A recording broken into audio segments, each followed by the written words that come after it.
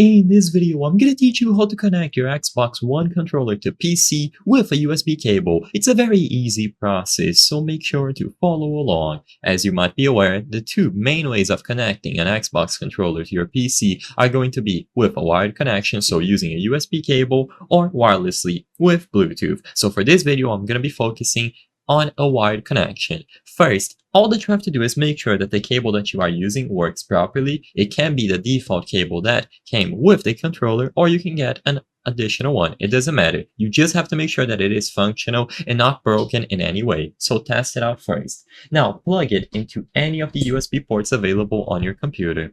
Once you do this, you should hear the USB sound, and now the controller is basically good to go. To set it up, I recommend that you right-click the Windows icon and you go over to Device Manager.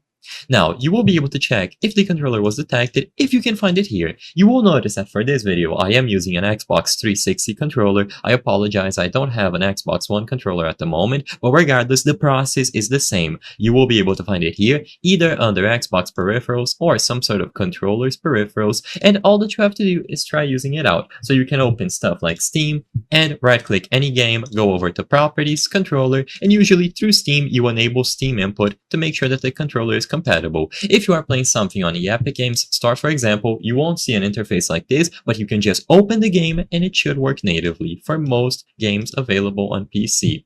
If it doesn't work right away, what I recommend is that you right-click the Xbox controller and you update the drivers. Let Windows search automatically for drivers and see if this works. If it still doesn't work, you can right-click this again and uninstall the device. Don't worry, this isn't going to break the controller. Once you uninstall the device, just unplug the controller and then plug it into a different USB port.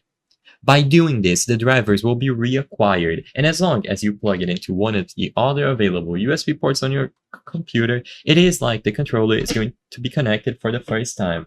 So it should appear here again, and the drivers will be reacquired. So sometimes this helps refresh them if the drivers that they were acquired were bad or corrupted in any way.